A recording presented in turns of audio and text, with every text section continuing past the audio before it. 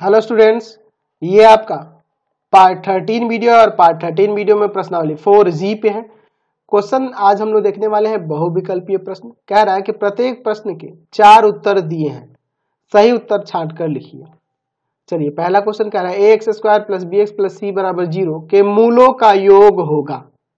तो हम लोग अगर द्विघात बहुपद ax² + bx + c की बात करें, ये तो आपका द्विघात समीकरण के रूप में दिया है। अगर मैं द्विघात बहुपद की बात करूं ax² + bx + c, तो इसमें हम लोग पढ़े थे शून्यकों का योग जो कि -b/a के बराबर होता है, और वही शून्यक द्विघात समीकरण के लिए क्या कहलाते हैं, उनके मूल कहलाते हैं। तो यहाँ मूलों का योग क्या होगा, वही -b/a हो जाएगा। समझे ना बात को। चलिए, 2 नंबर का रहा समीकरण x² - x - 1 = 0 का विविक्त कर है। तो यहाँ देखिए a का मान 1 है, b का मान -1 है और c का मान -1 है। तो d बराबर यही ना विविक्त कर होता है, b² - 4ac पे रख देंगे, यानी कि हो जाएगा -1 का स्क्वायर -4, a के जगह पर 1 और c के जगह पे -1।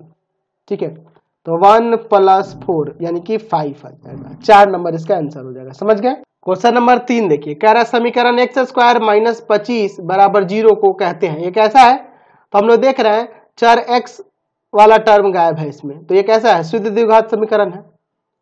चलिए, 4 नंबर क्वेश्चन देखिए, कह रहा है दो संख्याओं का योगफल 7 और उनका गुणनफल 12 है, तो संख्याएं होंगी। तो देखो, इस तरह के क्वेश्चन जब होंगे ऑब्जेक्टिव, तो बनाने की कोई जरूरत नहीं है। आप इन दोनों को संतुष्ट करने वाले मान को देखो, जोड़ने पे 7 आना चाहिए और गुना करने पे 12 आना चाहिए, देखना है। तो गुना करने पे तो यहाँ 10 होगा, ये पॉसिबल नहीं है। जोड़ने पर 7 आ जाएगा, लेकिन गुना करने पे 12 नहीं आएगा, ये भी पॉसिबल नहीं है। जोड़ने पर 7 आ जाएगा और गुना करने पर 12 आ जाएगा, यानी कि ये 3 नंबर इसका आंसर हो जाएगा। बनाने की कोई जरूरत नहीं है, समझे ना। क्वेश्चन नंबर 5 देखिए, कह रहा है द्विघात समीकरण यहाँ दिया है, इसके मूलों का योग होगा, इसके मूलों का योग। तो यहाँ क्या आ जाएगा, अभी देखा हमने -b/a, यानी कि -b की जगह यहाँ -6 है और a के जगह 1 है, यानी प्लस का 6 हो जाएगा, यानी सेकंड नंबर इसका आंसर हो जाएगा। 6 नंबर क्वेश्चन, द्विघात समीकरण जिसके मूल 5 और 4 है होगा। द्विघात समीकरण इसमें से कौन होगा जिसके मूल 5 और 4 है। ठीक है, 5 और 4 होने वाले कौन सा हो सकता है जी, ये हो जाएगा 4 नंबर। आप कहोगे कि कैसे, तो आप यहाँ पे ध्यान रखो ना, x² माइनस, यहाँ पे ध्यान रखना अगर उसके मूल अल्फा और बीटा दिए हैं तो फॉर्मूला हो जाएगा x² - alpha + beta × x + alpha beta = 0। ये द्विघात जो द्विघात बहुपद पढ़े थे ना, उसी तरह का ही है, बस बराबर में 0 रख दिए तो द्विघात समीकरण हो जा रहा है। ठीक है, तो देख लो, ये जोड़ोगे, अगर अल्फा और बीटा की बात करें तो अल्फा और बीटा हम 5 और 4 मान लें, तो हो जाएगा x² - 5 + 4 × x + 5 × 4, तो x² - 9x + 20, यही ना आएगा जी। चलिए, 7 नंबर का समीकरण ये दिया है, इसके मूल होंगे, कौन से मूल होंगे जी भाई, 3x² माइनस का 48 बराबर 0 है, तो 3x² बराबर में प्लस का 48, ये ले जाएंगे भाग में, तो 48/3। ठीक है, 16 बार में कट जाएगा, स्क्वायर जाएगा रूट में, प्लस माइनस भी लगेगा, यानी कि +-4 यहां से आंसर आ जाएगा। तो 7 का 3 नंबर हो जाएगा। समझ गए। चलिए आगे क्वेश्चन 8 नंबर देखिए, समीकरण x² + 4x = 0 के मूल है। तो यहाँ देखो ना, आप सिर्फ x कॉमन कर लो तो बच जाएगा x + 4 बराबर में 0, तो एक x बराबर 0 आ जाएगा और एक x + 4 बराबर 0 करोगे तो x का वैल्यू 1 -4 आ जाएगा, तो 0 और -4 हो जाएगा, 1 नंबर आंसर हो जाएगा इसका। चलिए, ये आपके पास समीकरण दिया है, इसके मूल बराबर होते हैं यदि, इसका मूल बराबर कब होता है, हमें पता है कि b² - 4ac जब 0 के बराबर हो, विविक्त कर 0 के बराबर, इसको उधर ले आते हैं, b² बराबर में 4ac, स्क्वायर ले जाएंगे रूट में, ठीक है, 4 है, तो यहां से b बराबर क्या आ जाएगा, 2√√ac, थर्ड नंबर हो जाएगा। समझ रहे हैं ना। क्वेश्चन नंबर 10 देखिए, समीकरण ये दिया हुआ, इसका मूल पूछ रहा है, तो क्रॉस मल्टीप्लाई करो, x² बराबर में 64 हो जाएगा, स्क्वायर जाके रूट लगेगा और प्लस माइनस भी लगेगा, तो यानी कि +-8 आ जाएगा, यानी इसका 3 नंबर आंसर हो जाएगा। 11 नंबर का समीकरण इसके मूल है, तो इसका मूल कैसा होगा, नेचर बताना उसका। ठीक है, तो आप देखो d बराबर होता है ना b² - 4c, यानी -5 का स्क्वायर -4, a के जगह पे 2 और c के जगह पर 4, तो 25 माइनस का 4 × 8 = 8 × 32। ठीक है। तो यहाँ कितना आ जाएगा, माइनस का 7 आएगा जो कि 0 से छोटा है। तो 0 से छोटा है यानी कि क्या हो जाएगा, वास्तविक नहीं आएगा।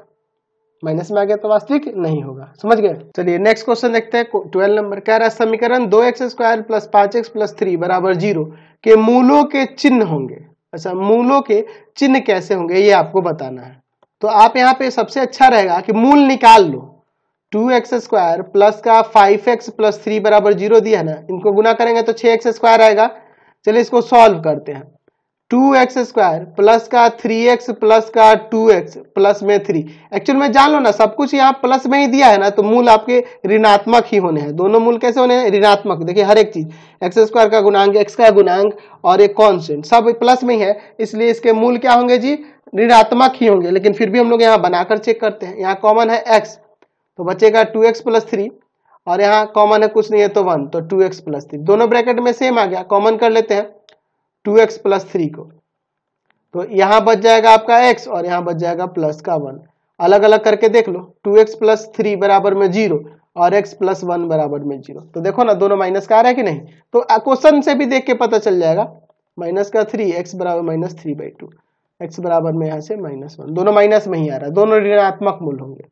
दोनों मूल कैसे होंगे, ऋणात्मक होंगे। हमें ऐसे ही पता चल रहा था कि हर एक के गुणांक सेम है, हर एक के गुणांक धनात्मक है, x² के भी, x के भी और कांस्टेंट में, इसलिए इसका मूल कैसा आएगा, ऋणात्मक ही आएगा। चलिए अगला क्वेश्चन 13 नंबर का रहा है कि एक द्विघात समीकरण का विविध कर +3 है, तो समीकरण के दोनों मूल होंगे, कैसे होंगे, तो वास्तविक और असमान होंगे, क्योंकि विविध कर का मान 0 से बड़ा है। समझ रहे हैं ना। क्वेश्चन नंबर 14 देखिए, समीकरण दिया हुआ है, इसके मूल बताना है। तो एक x बराबर 0 आ जाएगा और x बराबर 1 प्लस का 3 आ जाएगा, 0 और 3, यानी कि इसका 4 नंबर आंसर हो जाएगा। चलिए 15 नंबर देखिए, समीकरण यहाँ दिया है, इसके मूल होंगे, कैसे होंगे, तो ये d का मान निकालने पे पता चल जाएगा। यानी -12 का स्क्वायर -4 इंटू a की जगह 4 और c की जगह 9, 144 और 16 9 144।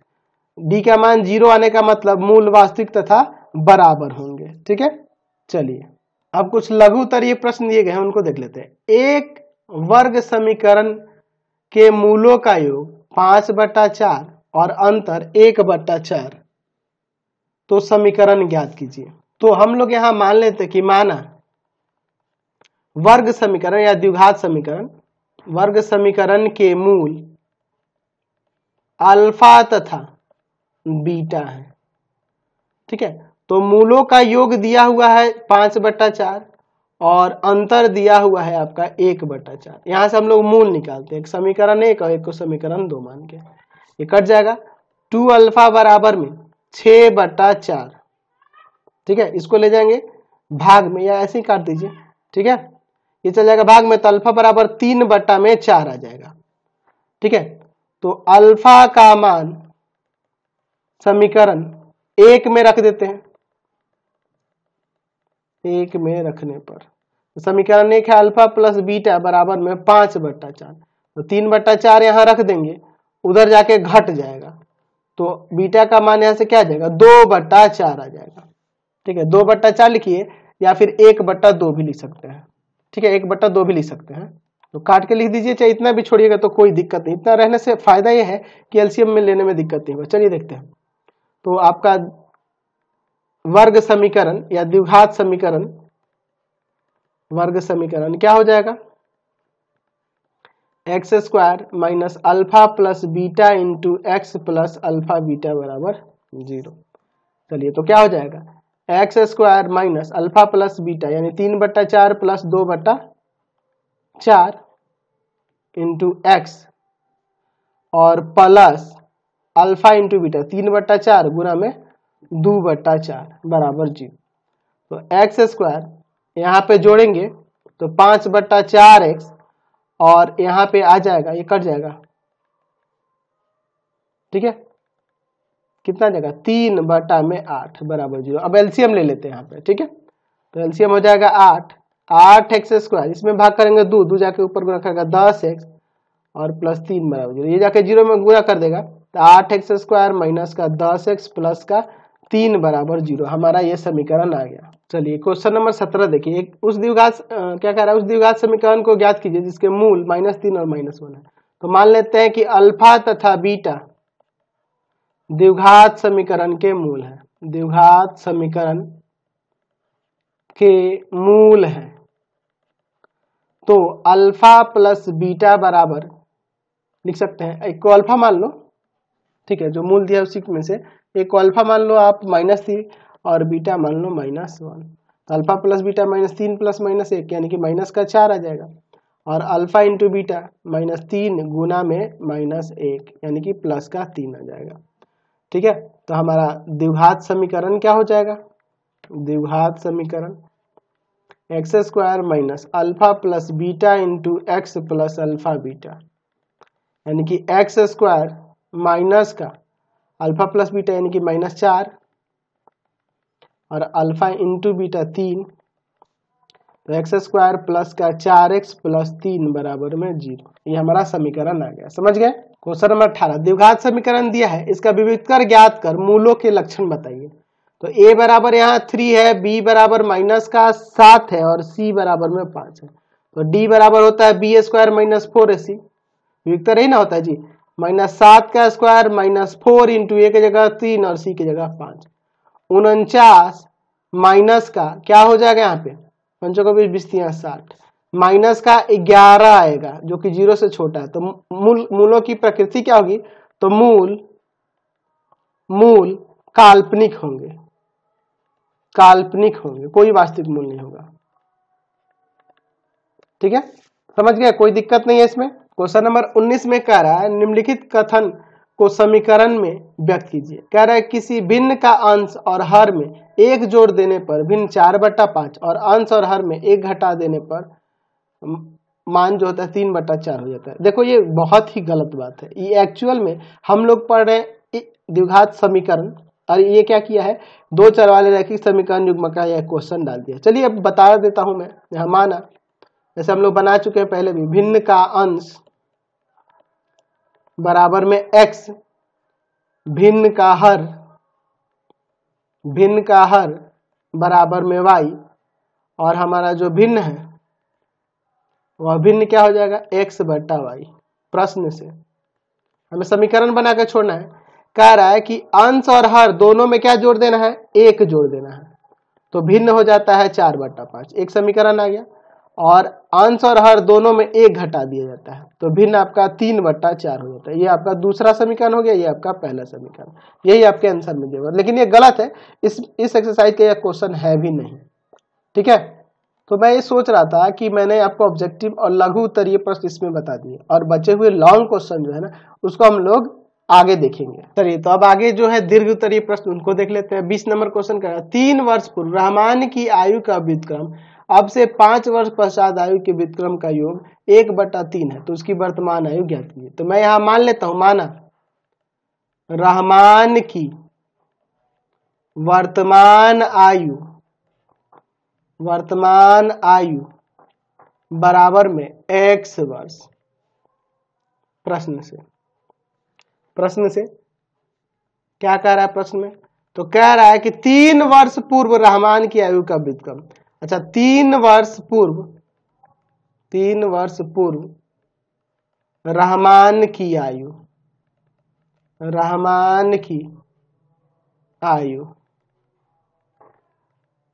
x - 3 वर्ष होगा। ठीक है, अच्छा x - 3 वर्ष होगा। आगे क्या कह रहा है इसमें, 5 वर्ष पश्चात, तो 5 वर्ष पश्चात रहमान की आयु क्या हो जाएगा, x + 5 हो जाएगा, और कह रहा है कि इन दोनों आयु का व्युत्क्रम का योग जो है 1/3 है, यानी कि 1/x - 3, 3 वर्ष पहले जो रहमान की आयु हो रही है उसका व्युत्क्रम, और 5 वर्ष बाद तो 1/x + 5, 5 वर्ष बाद जो आयु हो रही है उसका व्युत्क्रम, दोनों का योग क्या है, 1/3 है। चलिए अब इसको सॉल्व करते हैं, एलसीएम लेंगे, x - 3 इंटू में आपका x + 5 और बराबर में 1/3 है, रहने दो। इसमें से भाग करेंगे, ये जाके ऊपर गुना करेगा x + 5, इसमें से भाग करेंगे, ये जाके ऊपर गुना करेगा x - 3। आगे सॉल्व करते हैं, x 2x हो जाएगा और प्लस का 2, नीचे आप गुना करो, एक्स स्क्वायर प्लस का 5x माइनस का 3x प्लस माइनस माइनस 5×15 बराबर में 1/3। तो 2x प्लस 2 बटा में नीचे आपका एक्स स्क्वायर प्लस का 2x माइनस 15 बराबर में 1/3। क्रॉस मल्टीप्लाई करते हैं, x square plus 2x minus 15 बराबर में 6x प्लस 6, एक तरफ करते हैं, x square plus 2x minus 15 minus का 6x माइनस का 6 बराबर 0, एक्स स्क्वायर माइनस का 4x आ जाएगा और माइनस का 21 बराबर में 0 हो जाएगा। चलिए अब यहाँ पर हम लोग ना गुणनखंड करते हैं, ठीक है।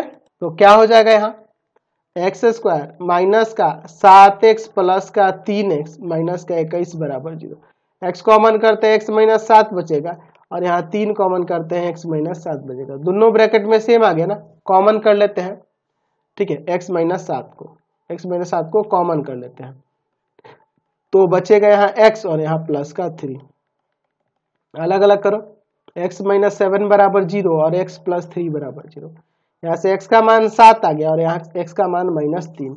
तो आयु धनात्मक होती है, चूंकि आयु धनात्मक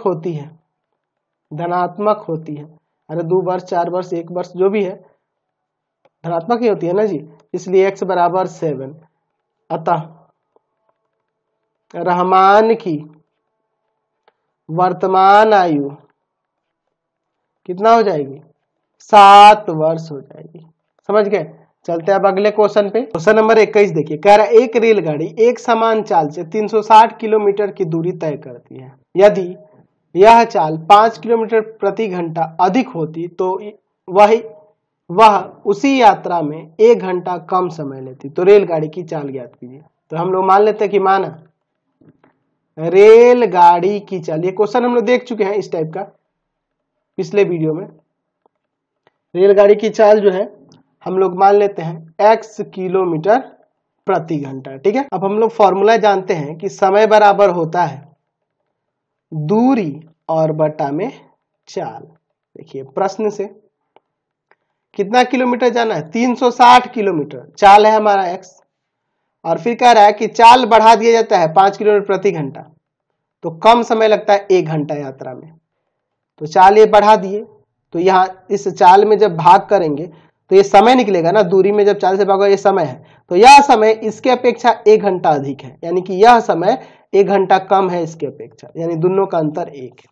सॉल्व करते हैं, x इंटू एक्स प्लस 5, यहाँ भाग करेंगे ये जाके ऊपर गुना करेगा, 360 इंटू में x प्लस 5 माइनस का 360x, यही ना आएगा जी, बराबर में 1, ऊपर गुना करते हैं, 360x प्लस का 1800 माइनस का 360x बटा में x स्क्वायर प्लस का 5x बराबर में 1, ये कट जाएगा, क्रॉस मल्टीप्लाई करते हैं, ठीक है। तो हो जाएगा आपका x स्क्वायर प्लस का 5x बराबर में 1800, इसको इधर लेके आते हैं, x स्क्वायर प्लस का 5x माइनस का 1800 बराबर में 0। तो यहाँ गुणनखंड करना होगा, तो हम लोग क्या काम करते हैं कि x स्क्वायर प्लस का 45x और माइनस का 40x ले लेते हैं और माइनस 1800 बराबर 0, घटेगा तो 5x और गुना होगा तो इन दोनों के गुना के बराबर आ जाएगा। तो x कॉमन होगा, x प्लस 45, यहाँ माइनस 40 कॉमन होगा, x प्लस 45, दोनों ब्रैकेट में सेम आ गया, कॉमन कर लेते हैं x प्लस 45 को,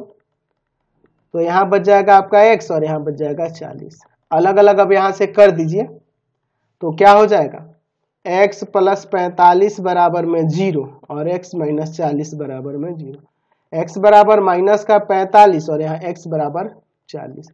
चूंकि चाल धनात्मक होता है, चाल धनात्मक होता है, इसलिए x बराबर 40, यानी कि रेलगाड़ी की चाल क्या हो जाएगा 40 किलोमीटर प्रति घंटा। अतः रेलगाड़ी की चाल क्या हो गई 40 किलोमीटर प्रति घंटा, ठीक है। चलिए क्वेश्चन नंबर 22 देखिए, कह रहा है 2 पानी के नल एक साथ एक हौज को 9.3/8 घंटे में भर सकते हैं। बड़े व्यास वाला नल हौज को भरने में कम व्यास वाले नल से 10 घंटे कम समय लेता है। प्रत्येक द्वारा अलग से हौज को भरने में भरने के लिए कितना समय लगा, ये हमें ज्ञात करना है। प्रत्येक द्वारा अलग से हौज को भरने के समय ज्ञात कीजिए, यानी कि प्रत्येक नल अकेले अगर हौज को भरना चाहे तो कितना समय में भर सकता है, ये हमें निकालना है। तो माना बड़े व्यास वाला या बड़े व्यास वाले नल द्वारा हौज को भरने में लगा समय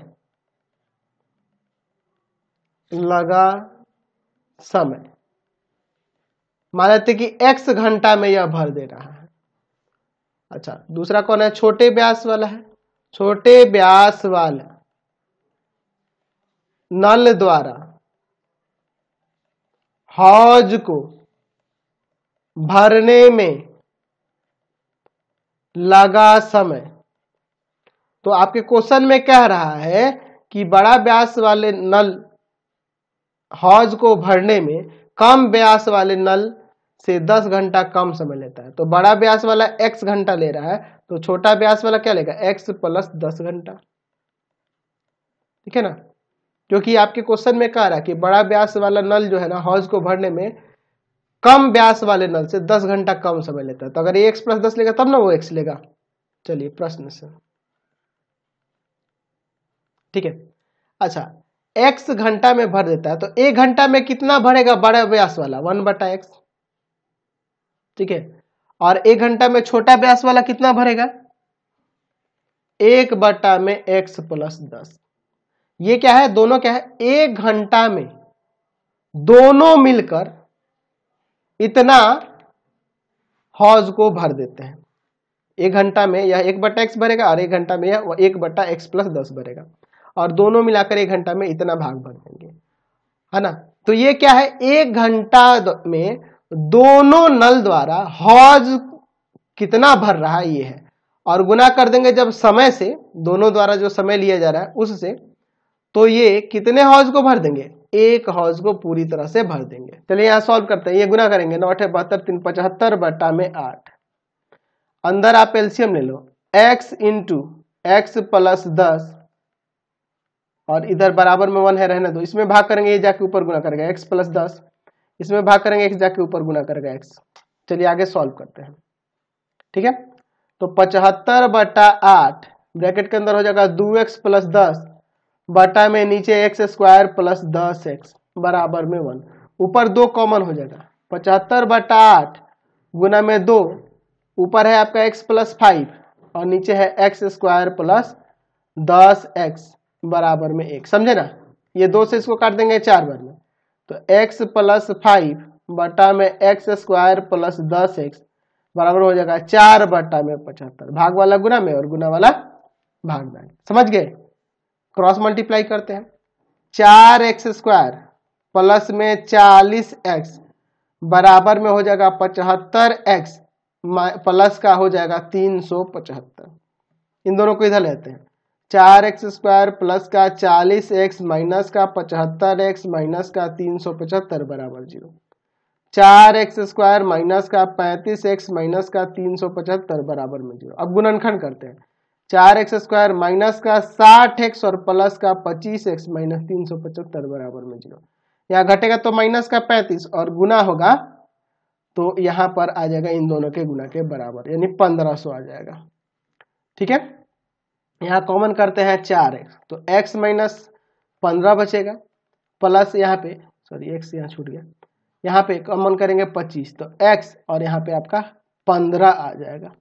देखो आपका 25 कॉमन करें तो 25 से कम 25 और यहाँ पे बचेगा 12, तो फिर 5 उतरेगा, 5 बार में 25 बचे 125। x माइनस 15 कॉमन हो जाएगा, बच जाएगा 4x प्लस 25 बराबर में, तो अलग अलग करो, x माइनस 15 बराबर 0 और 4x प्लस 25 बराबर में 0। तो यहाँ से x बराबर में 15 आ गया और यहाँ 4x बराबर में माइनस का 25, यानी x बराबर आ जाएगा माइनस का 25 बटा 4। तो चूंकि समय है तो समय धनात्मक होता है, चूंकि समय धनात्मक राशि है या धनात्मक होता है, इसलिए x का मान 15 लेंगे। तो यहां लिखेंगे बड़े व्यास वाले नल द्वारा हौज को भरने में लगा समय कितना हो जाएगा, x था यानी कि 15 घंटा, 15 आवर, और छोटे व्यास वाले नल द्वारा हौज को भरने में लगा समय कितना हो जाएगा, तो था आपका x प्लस 10 घंटा ना, यानी कि 15 प्लस 10 25 घंटा इसको लगेगा। समझ गए? तो बड़ा व्यास वाला 15 घंटा में और छोटा व्यास वाला 25 घंटा में भरेगा।